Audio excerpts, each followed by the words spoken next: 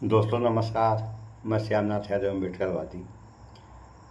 आज के समय प्रधानमंत्री नरेंद्र मोदी चीन के दौरे पे हैं, तो यहाँ भी तरह तरह के पोस्ट किए जा रहे हैं और समाचार आ रहे हैं। तो कुछ आप लोगों को हम पोस्ट दिखा रहे हैं। तो कई पोस्ट दिखाएंगे। ये पहला पोस्ट है, इसका लेख है, एक बार मोदी ने शी जिनपिंग को झूला झुलाया था, उसके बाद भी उसने हमें घाव और धोखा दिया था। ये कहना है संजय सिंह, आप सांसद। पोस्ट देखें आप लोग। तो इतने के बाद भी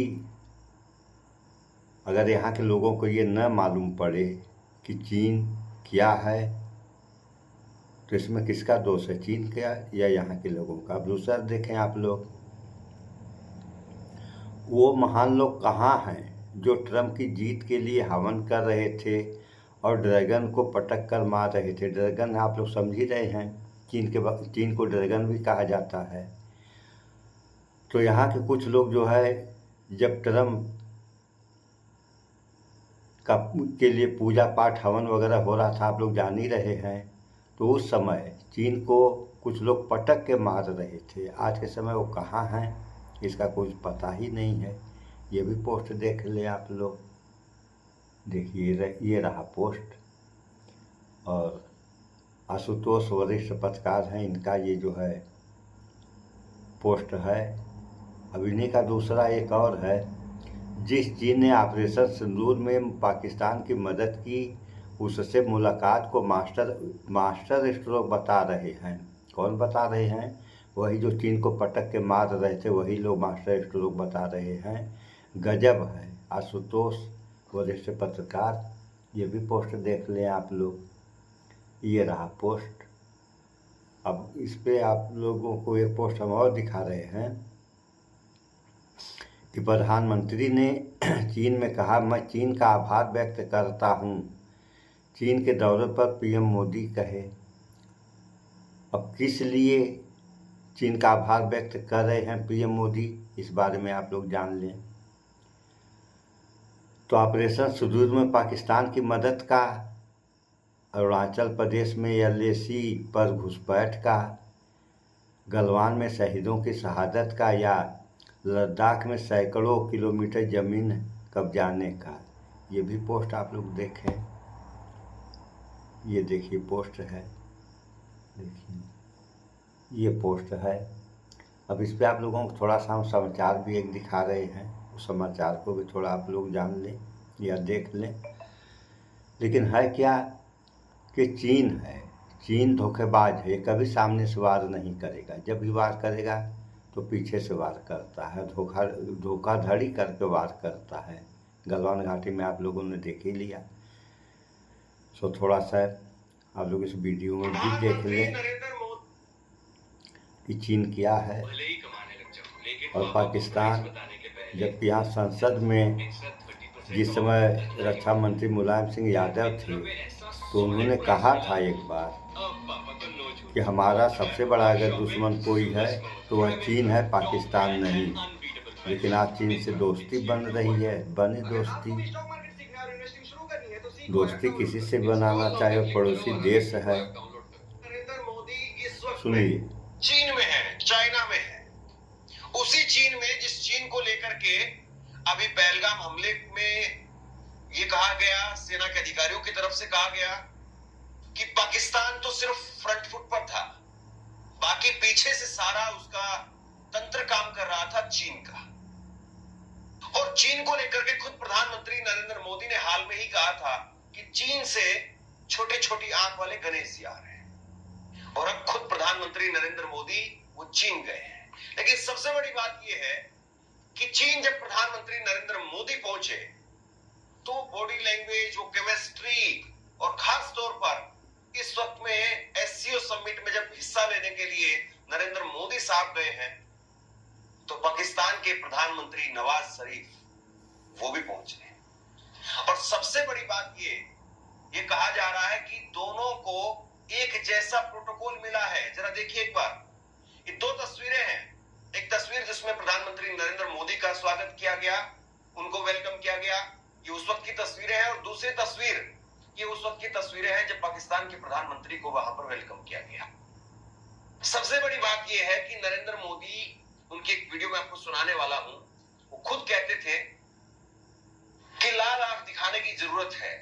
ऐसे लोग जो हमारे सैनिकों का सिर काट करके लेकर के जाते हैं, उनके साथ में प्रोटोकॉल निभाने की जरूरत नहीं है, उनके लिए रेड कारपेट बिछाने की जरूरत नहीं है। और ऐसा करके देश के लोगों पर, उनके जख्मों पर नमक छिड़कने का काम। सुना आप लोगों ने प्रधानमंत्री ने क्या कहा, और आज खुद प्रधानमंत्री नरेंद्र मोदी वो चीन जाकर के उसको हम आप लोगों को दिखा रहे हैं। निकल करके सामने आती है। रेजिमेंट का जिक्र किया बिहार, तो किस तरीके से प्रधानमंत्री जी आज अभी दिखा रहे हैं आप लोगों को। प्रधानमंत्री नरेंद्र मोदी इस वक्त में चीन में है, चाइना में है। उसी चीन में जिस चीन को लेकर इसके नौजवानों को पूछता हूं, जो मेरे देश के तुरेन नायब सूबेदार सुनिए अभी मनदीप मोदी सिंह, जी क्या सूबेदार कहेंगे। सतनाम सिंह, हवलदार के पलानी, हवलदार सुनील कुमार, हवलदार विपुल राय, ये हमारे 20 जवान हैं जो सब ये जो शहीद हुए थे गलवान घाटी में, उसका है। और अभी मोदी जी ने क्या कहा, इस बारे में भी आप लोग थोड़ा सुन लें। क्या हम थोड़ा सा समस्या हमारे सामने ये कि हम सही से दिखा नहीं पाते हैं। अभी दिखा रहे हैं आप लोगों को। में शहीद हुए थे। और नरेंद्र मोदी साहब को आप सुनिए, वो जब विपक्ष के नेता थे तो किस तरीके से प्रोटोकॉल की बात करते थे और कैसे बताते थे कि हमारे देश के लोगों के जख्मों पर नमक छिड़का जा रहा है।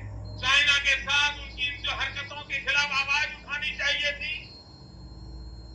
लाल आंख कर करके चाइना को समझाना चाहिए था। उसके बजाय कहते क्या है, ये प्रोटोकॉल है। मैं देश के नौजवानों को पूछता हूं, जो मेरे देश के जवानों के सर काट ले, क्या उनके साथ प्रोटोकॉल होता है? क्या मेरे देश के जवानों के सर काट ले, उनका प्रोटोकॉल होता है? और हो रहा है। क्या ये सुनिए आगे आगे जनता को उसकी पीड़ा पर, उसके गांव पर नमक छिड़कने का काम है कि नहीं है? भारतीय सेना के अधिकारी राहुल आर सिंह, उनको सुनिए आप। पहलगाम के हमले के बाद में वो कह रहे हैं कि पाकिस्तान तो सिर्फ एक मुखौटा था, पाकिस्तान के पीछे चाइना खड़ा हुआ था। और आज वेलकम हो रहा है। Pakistan was the front face. We had China providing all possible support. And it's no surprise because if you were to look at statistics, in the last 5 years, 81% of the military hardware that Pakistan is getting is all Chinese. 81% of that.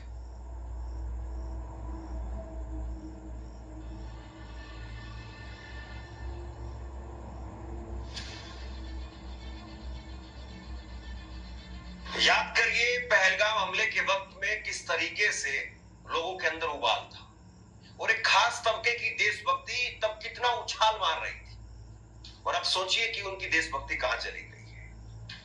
अभी अभी एक बयान निकल करके सामने आया है सेना के ही अधिकारी, वो कह रहे हैं कि केवल 50 हथियारों की जरूरत थी और पाकिस्तान उसको सबक सिखाया जा सकता था। ऑपरेशन सिंदूर के 3 महीने बाद इंडियन एयरफोर्स ने बड़ा दावा किया। एयर स्टाफ के vice chief air marshal Narmadeshwar Tiwari ने कहा है कि 50 से भी कम हथियारों की मदद से हम पाकिस्तान के साथ में संघर्ष को खत्म करने के काबिल थे। और हुआ तो क्या, यहाँ पर समझनी बहुत जरूरी है। सीज फायर हो गया और सीज फायर भी करने वाला क्या नहीं है, ये सब अपनी अपनी अमेरिका। और एक नहीं कितने बार कह चुका, वो 30-35 बार कह चुका। लेकिन ये साहब हैं कि इनका मुँह नहीं खुल रहा है। सीज फायर क्यों कराया भैया तूने, ये सब हाल है। तो इन सब बातों पर विचार करें आप लोग। देश है, देश सुरक्षित रहेगा तभी जनता सुरक्षित रहेगा, अन्यथा क्या होगा।